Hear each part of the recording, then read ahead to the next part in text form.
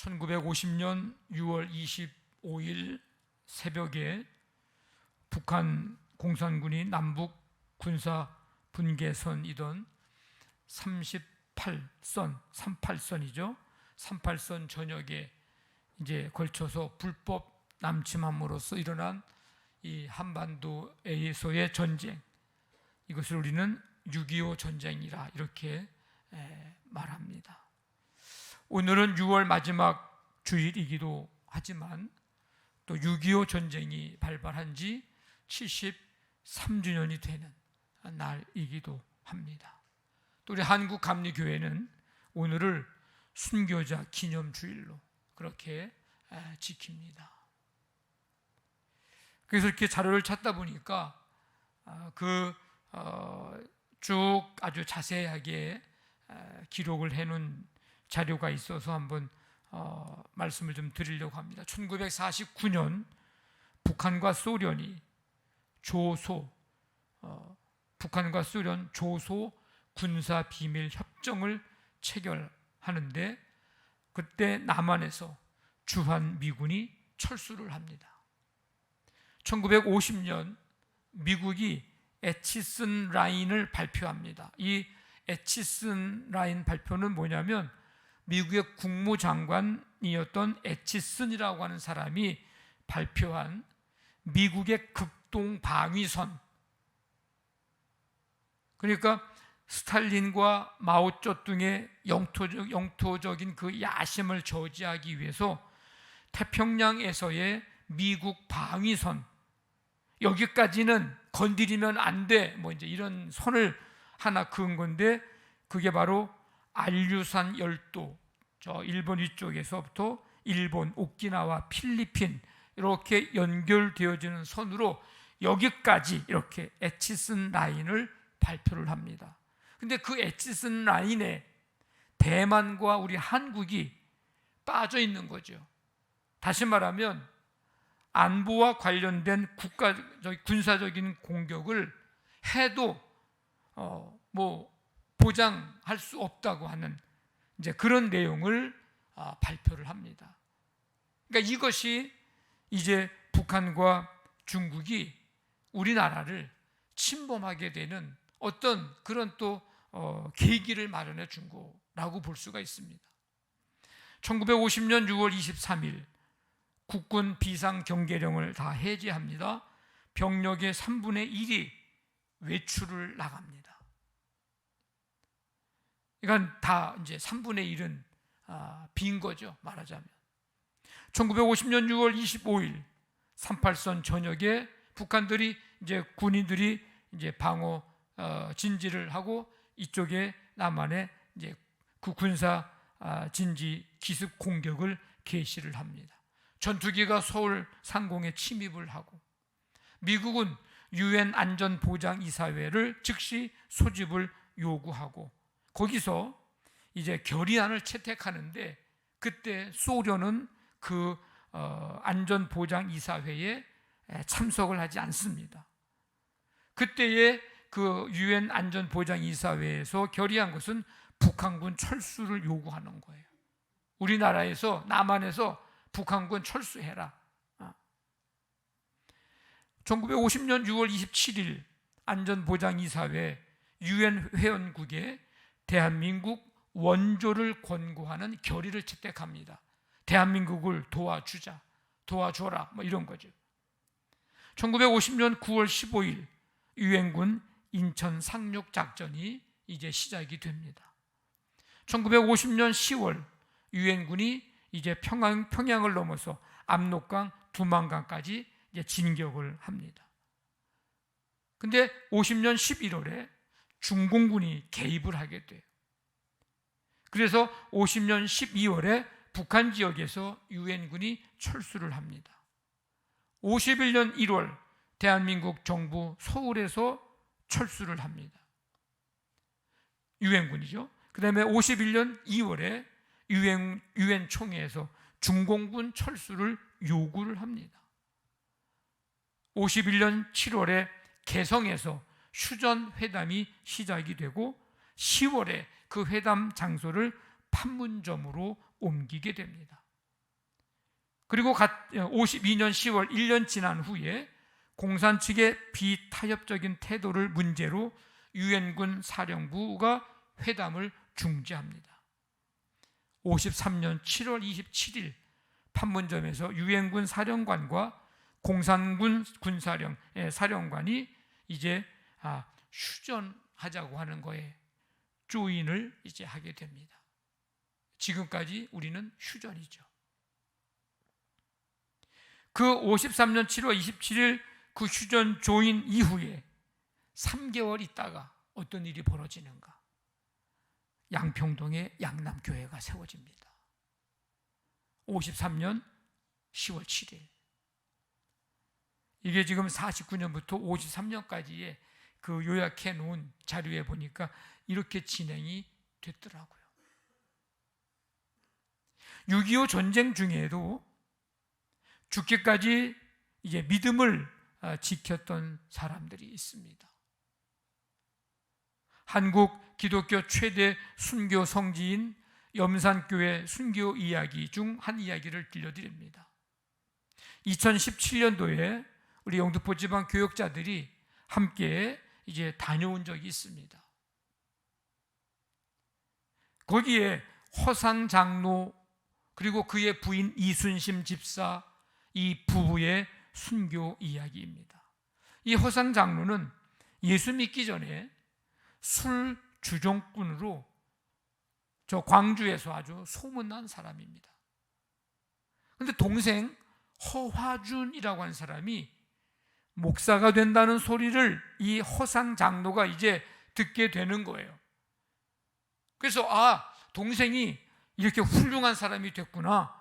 나도 동생을 위해서라도 사람답게 살아야지. 그러면서 그 길로 이 허상 장로가 이제 교회를 다니기 시작을 했습니다. 그의 나이 39살. 근데 사실 동생이 목사가 되었다고 하는 것은 당시 고을의 고급 관리 목사가 된 것인데 이 허상 장로는 목회하는 목회자가 되는 건 줄 잘못 알아들은 거예요. 그래서 이제 교회를 다니게 되고 예수님을 믿게 된 건데 그것도 하나님의 은혜죠. 어쨌든 동생을 위해서 예수 믿게 되어 술, 담배 다 끊고 전도인으로 이제 부름을 받아서 처음에는 허상 장로가 아니고 허상 전도사로 그렇게 부름을 받았다가 나중에 이제 장로가 됩니다. 그런데 6.25 전쟁이 일어난 거예요. 피난을 가지 않고 있다가 10월 13일에 공산당들에게 붙잡혀 하얀 한복을 입고 새끼줄로 묶인 채 끌려갔고 이 공산당들이 죽창으로 찌를 때마다 아멘 아멘 하면서 아픔을 참아내면서 한 걸음 한 걸음 내디뎠습니다. 이 허상 장로는 내 평생 소원 이것뿐 주의 일 하다가 이 세상 이별하는 날 주 앞에 가리라 찬송하면서 자신을 죽이는 그 죽창을 찌르는 그들을 불쌍히 여기는 마음으로 용서하고 기도하며 칼과 대창과 돌에 맞아 순교를 하게 됩니다.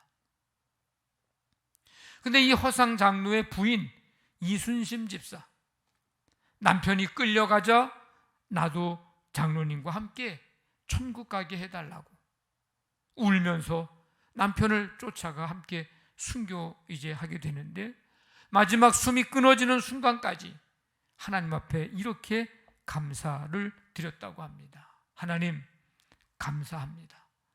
저 공산군들을 용서하여 주십시오. 염산교회에 이렇게 순교한 사람들이 77명이나 됩니다. 그래서 이렇게 기도하며 순교했던 이들을 보면서 사도행전에 나오는 스데반 집사의 그 순교 장면이 떠오르게 됩니다. 저들을 용서해 달라고 기도하며 이제 죽음을 맞았던 그 스데반 집사처럼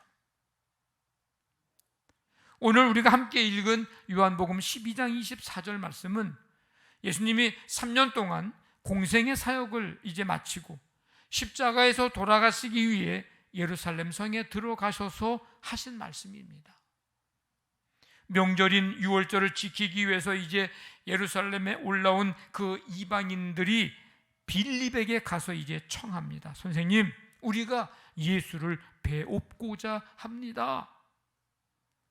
예수님에 대한 소문이 나서 예수님에 대해서 이제 알게 되었고 관심을 갖게 되고, 그래서 이제 직접 만나서 말씀을 듣기를 원했던 것 같습니다. 그래서 빌립은 안드레에게 얘기해주고, 안드레는 지체 없이 그들을 주님께로 인도했습니다. 이 안드레는 사람들을 예수님께로 인도를 잘한 것 같아요. 베드로도 안드레가 예수님께 인도했거든요.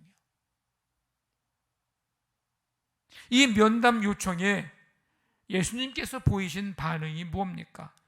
23절에 보니까, 오늘 읽은 말씀 앞구절에 보니까 인자가 영광을 얻을 때가 왔도다. 예수님의 죽음이 임박했음을 말씀하고 있습니다. 지금 이때가 예수님이 영광을 얻으실 최상의 시간이고 하나님께서 정하신 바로 그때입니다. 이 영광은 뭘까요? 십자가의 죽음을 말하는 것입니다. 십자가는 당시의 실패의 상징이었지만 이제는 승리의 상징이라는 것을 나타내는 표현입니다. 인자가 영광을 얻을 때가 왔도다. 그러면서 하신 말씀이 오늘 읽은 24절입니다. 내가 진실로 진실로 너희에게 이르노니 한 알의 밀이 땅에 떨어져 죽지 아니하면 한 알 그대로 있고 죽으면 많은 열매를 맺느니라. 지난 금요일에 방영이 되었던 그 자연의 철학자들이라고 하는 그 프로그램에 홍천에서 농사짓는 목사님 이야기가 나왔어요. 얼핏 이렇게 잠깐 스쳐 지나가면서 보게 됐는데, 관심을 갖게 된 건 홍천에서 농사짓는 목사님이 중요한 게 아니고 그 마지막 부분에 미랄에 대한 얘기가 나오더라고요. 그래서 한 1분 정도 그 내용이 있는데 한번 잠깐 보겠습니다. 씨앗은 땅에 떨어져 여러 번 깨지고 부서져야 열매를 맺습니다. 미랄 한 알이 땅에 떨어져서 우리가 먹은 거에 오는 과정까지는 6, 7번이 죽는 거예요. 비님을 믿고 해님을 믿고 또 그걸 이렇게 하시는 그분도 믿고 싶고. 땅 속에서 죽는 것처럼 보이지만 사실 미랄의 생명력은 살아 있습니다. 그래서 두렵지 않지요. 나 하나 미랄로 썩어 거대한 밀밭을 이룬다면 그것이 진짜 사는 것이니까요.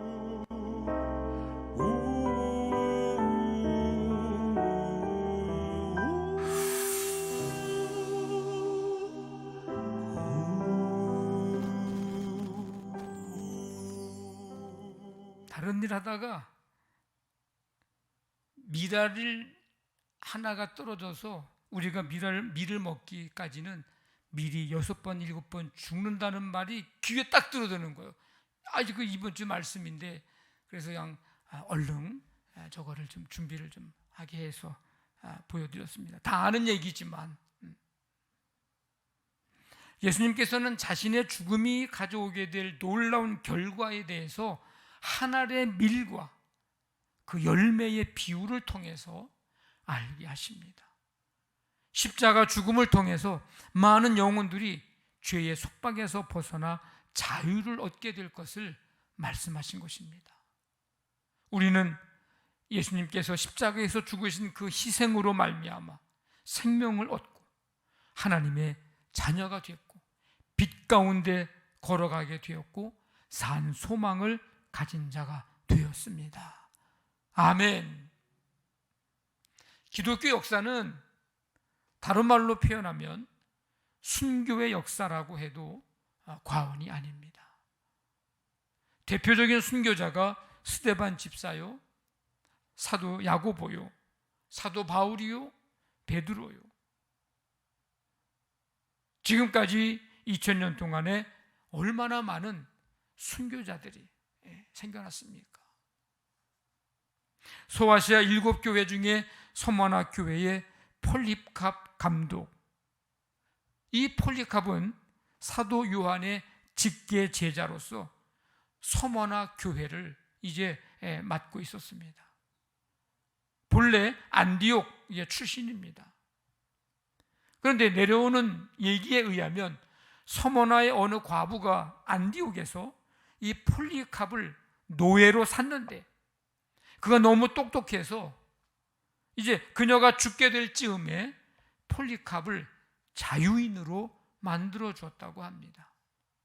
그래서 사도 요한의 가르침을 직접 받았던 이 폴리캅, 참되고 유익한 교리를 제자들에게 잘 가르치며 주님을 충성스럽게 잘 섬겼습니다.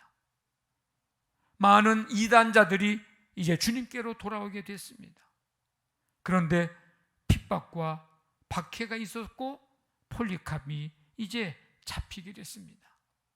당시 로마 총독이 이 폴리캅에게 이렇게 말합니다. 맹세하시오. 그러면 당신을 풀어주겠소. 그리스도를 모독하시오. 당신을 풀어주겠소. 그랬더니 이 폴리캅은 나는 86년 동안 내가 하나님을 섬겨왔는데 그동안 한 번도 나를 부당하게 대우해 주신 적이 없습니다. 그런데 내가 어찌 이제까지 섬겨온 나의 왕 그리스도를 모독할 수 있겠습니까? 나는 그리스도인입니다. 그랬더니 로마 총독이 내가 사나운 짐승들을 준비해 두었소. 만일 당신이 마음을 바꾸지 않으면 당신을 그 짐승들에게 던져주겠소. 화형에 처하겠소. 그랬더니 폴리캅이 당신은 잠시 타오르다가 곧 꺼져버리는 불로 나를 지금 위협하고 있습니다. 왜냐하면 당신은 장차 임할 심판과 악인을 위해 예비된 영원한 형벌을 알지 못하기 때문입니다. 자, 왜 지체하십니까? 당신이 원하는 대로 하십시오. 이렇게 말하는 폴리캅의 얼굴에는 기쁨으로 가득 찼고 은혜로 충만했습니다. 터키에 가시면 성지순례 꼭 한번 돌아가시기 전에 터키를 한번 다녀오실 수 있는 기회가 되면 꼭 다녀오십시오. 다른 휴양지도 좋지만 다녀오세요. 소머나 교회에 이 폴리캅 기념교회가 있습니다. 환난과 핍박 중에도 이 찬송 부르면서 얼마나 간절하게 우리 목회자들이 거기서 기도하고 왔는지 지금도 20년 지났는데 생생하게 기억이 납니다. 한국교회가 지금까지 있게 된 것도 믿음 지키려고, 복음 지키려고 전쟁 중에도 순교한 순교의 신앙인들이 있었기 때문입니다. 이 나라 이민족이 지금 여기까지 오게 된 것도 나라를 지키기 위해서 순교한 자들 뿐만 아니라 믿음을 지키고 나라를 위해서 기도했던 순교의 신앙을 가진 자들이 있었기에 우리가 지금 이 은혜를, 이 평화를, 이 축복을 우리가 지금 누리고 살고 있습니다. 서울 마포 한강이 내려다 보이는 양화진에는 우리가 알지 못하는 약 450여 명의 외국인 선교사들의 묘지가 있습니다. 그 중에 3대에 걸쳐서 6명이 묻혀 있는 가정이 있는데 미국 감리교회에서 파송된 의사이자 목사인 제임스 홀 선교사 가족입니다. 제임스 홀, 좀 기억을 좀 해주시면 좋을 것 같습니다. 1860년 캐나다에서 태어났는데 교사였어요. 근데 무디의 설교에 감동을 받아가지고 가난하고 불행한 아시아인들을 위해서 일하려고 하는 소명을 가지고 뉴욕의 퀸즈 의학대학에 진학을 합니다.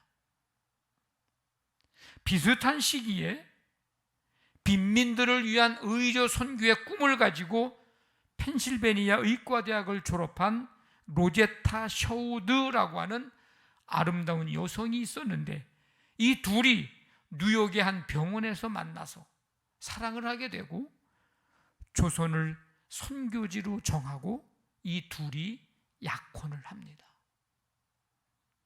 그들이 조선에 온 것은 1891년.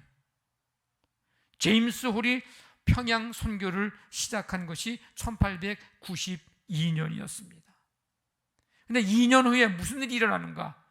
청일전쟁이 일어납니다. 전쟁터였던 평양에 수많은 사상자들이 이제 일어나게 됐고, 미 감리교 선교부에서는 이 제임스 홀에게 철수해라, 위험하다. 그런데 그는 평양을 떠나지 않고 부상자들을 지키며 치료를 해줍니다.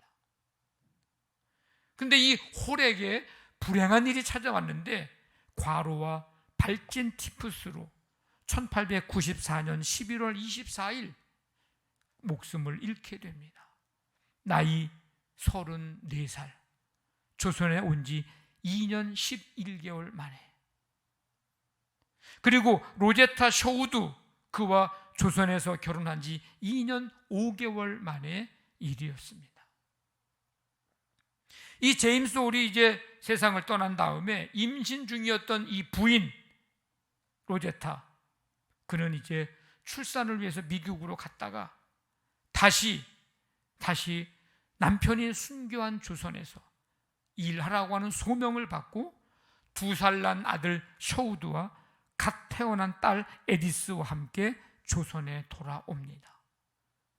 근데 조선에 다시 돌아왔는데 얼마 되지 않아서 딸 에디스가 풍토병에 걸려 목숨을 잃게 됩니다.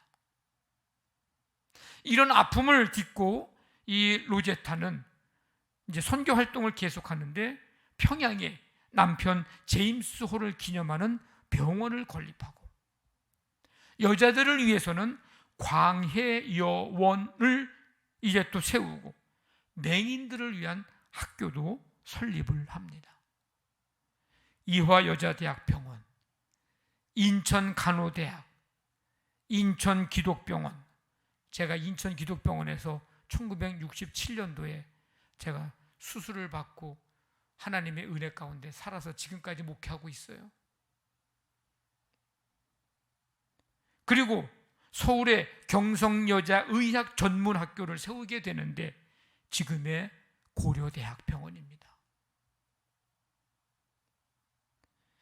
그 로제타가 한국에서 43년 동안 일하면서 이룬 업적들은 참 놀랍고, 미국 정부는 그의 삶을 기념해서 미국 역사상 가장 위대한 여성 200인 중에 하나로 선정을 하게 됩니다. 근데 이 로제타도 1940년에 귀국하고 1951년 85세의 일기로 하나님의 부름을 받고 남편과 딸이 묻혀 있는 양화진에 이제 묻히게 됩니다.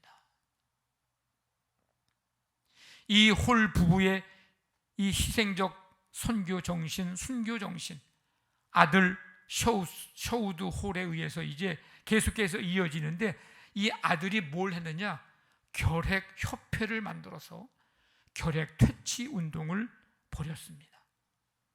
1984년 한국 기독교 선교 100주년을 기념해서 대한결핵협회와 광성고등학교, 이게 제임스 홀이 세운 학교인데, 거기에 이제 이 셔우드 부부를 초빙을 하고, 그의 나이 91세, 그가 광성고등학교 채플에서 설교하면서 이런 유언을 남깁니다. 나는 여전히 한국을 사랑합니다.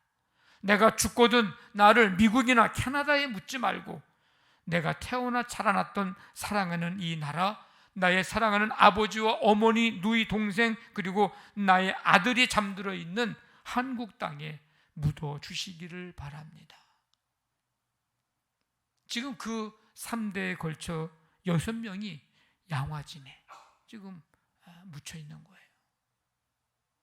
이런 순교자들이 있었기에 이 나라가 지금 있고 우리가 믿음의 유산을 지금 이어받고 지금의 이 은혜와 축복을 누리고 있는 것입니다. 자, 그러면 오늘날 순교라는 말은 어떤 의미일까? 그러면 옛날에 순교자들처럼 그 염산교회 그분들처럼 다 창에 찔려 총에 맞아 다 죽어야만 오늘날의 순교인가? 어떻게 하는 것이 순교하는 삶일까? 이 순교라고 하는 말은요, 신앙을 증언하려고 목숨을 이제 내놓는 거죠. 모든 압박과 박해를 물리치고 자기가 믿는 신앙을 지키기 위하여 목숨을 바치는 일입니다. 근데 참 재밌는 것은 순교라고 하는 단어하고 증인이라고 하는 단어가 어원이 같다는 것입니다. 그러니까 순교자들은 예수의 증인, 믿음의 증인, 믿음의 사람임을 뭘로써 나타내 보인 거예요?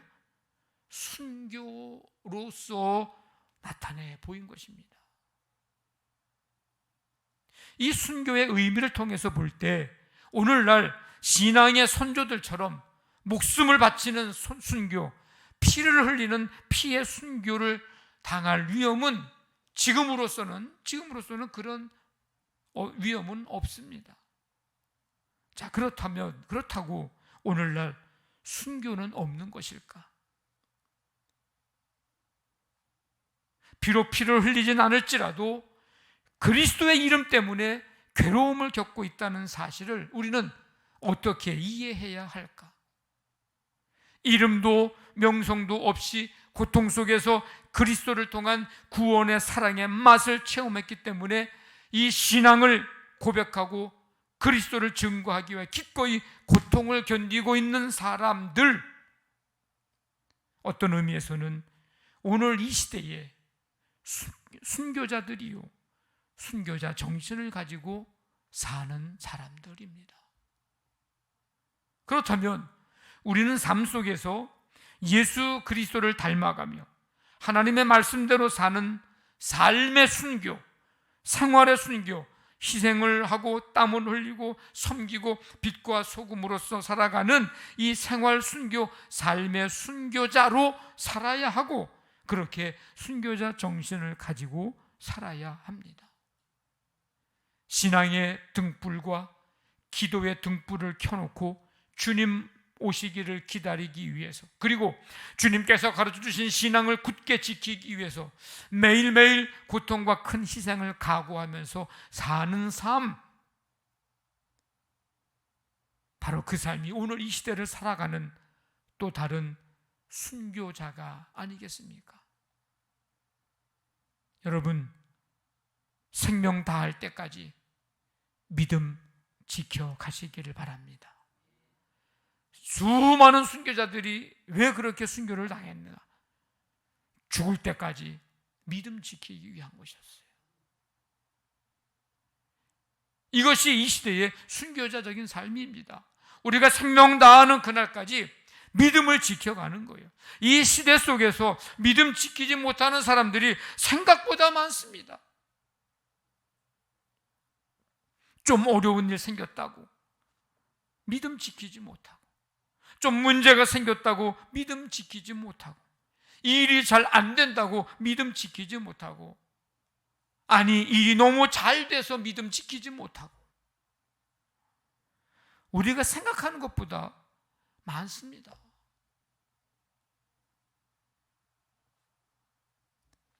끝까지 견디는 사람이 구원을 얻습니다.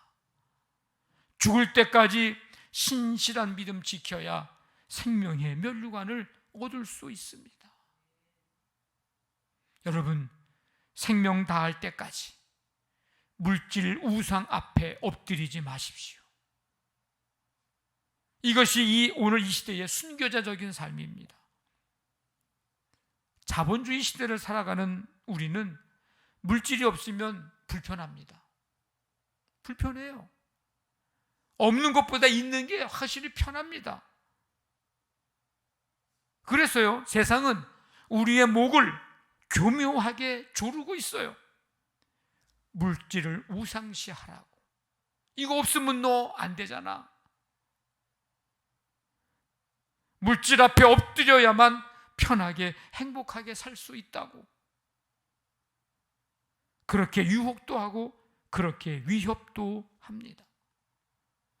물질을 선용의 대상으로 삼지 못하도록 욕심과 탐욕의 대상으로 삼고 사랑의 대상으로 삼도록 우리를 유혹하고 우리를 위협합니다. 여기서 더 나아가면 수단 방법 가리지 않고 많이 벌고 많이 쌓아두고 많이 쓰며 살겠다고 하는 생각 앞에 우리는 다 엎드리게 됩니다. 여러분, 이 물질의 우상 앞에 엎드리지 마십시오. 그게 이 시대적 순교적인 그런 정신을 가지고 사는 삶입니다. 여러분, 생명 다할 때까지 진리의 말씀을 붙들고 따라가십시오. 이것이 이 시대의 순교자적인 삶입니다. 오늘날은요, 절대 가치가 없는 시대라고 말을 해요. 그거를 조금 어려운 말로 포스트 모더니즘이라고 얘기를 합니다. 절대 가치가 없는 이 시대에 주의 말씀을 절대 진리의 말씀으로 믿고 붙들고 사는 거, 이건요 순교자적인 신앙이나 마음 믿음 아니면 그렇게 살 수 없는 일이거든요.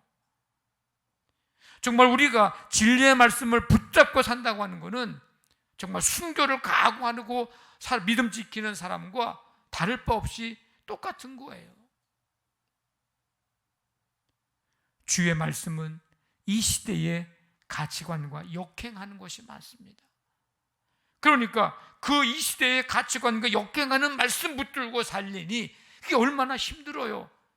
순교자적인 신앙과 마음이 없으면 그렇게 못 살 거예요. 주의 말씀은 상식으로 이해되지 않는 것이 많습니다. 주의 말씀은 내 감정과 의지와는 많이 다르게 말하고 있습니다. 그러니 그 말씀 붙들고 살려니 쉬운 일은 아니에요. 그래도 우리는 생명 다할 때까지 진리의 말씀 붙들고 따라가야 합니다. 순교자적인 정신과 그 신앙 가지고. 서두에 언급했던 염산교회를 다녀온 많은 사람들이 받은 은혜와 다짐들을 기록해 놓은 글을 몇 가지 들려드리는데, 이런 글을 기록을 해놨습니다. 교회가 마음에 안 들어 옮기려고 했었는데 순교자의 모습들을 보니 내가 교만했습니다. 다시 새로운 마음으로 섬기며 신앙생활을 하겠습니다. 어떤 사람은요, 좋은 조건 속에서 주님을 섬기면서도 감사하지 못했습니다. 지금까지 살아온 삶이 부끄럽고 부끄럽습니다. 가슴이 먹먹해지고 저를 다시 돌아보는 계기가 되었습니다. 하나님께 눈물로 더 열심히 기도하겠습니다. 선배님들의 신앙을 본받아 천국 갈 때까지 천국 신앙, 부활 신앙으로 살겠습니다. 순교자의 믿음, 순결한 신앙 고백을 기억하며 순교자의 삶을 끝까지 주님 붙들고 천국 신앙으로 굳게 서겠습니다. 이 순교자들의 삶의 모습을 듣고 보았던 사람들이 기록을 해놓은 본인들의 결단이요, 다짐들이에요. 오늘 저와 여러분들이 이 순교자 기념 주일을 맞이해서 순교자적인 신앙과 마음으로 담대하며 선포하기를 원합니다. 한번 해보겠습니다. 나는 생명 다할 때까지 믿음 지키리라. 나는 생명 다할 때까지 물질 우상 앞에 엎드리지 않으리라. 나는 생명 다할 때까지 진리의 말씀 붙들고 따라가리라. 아멘.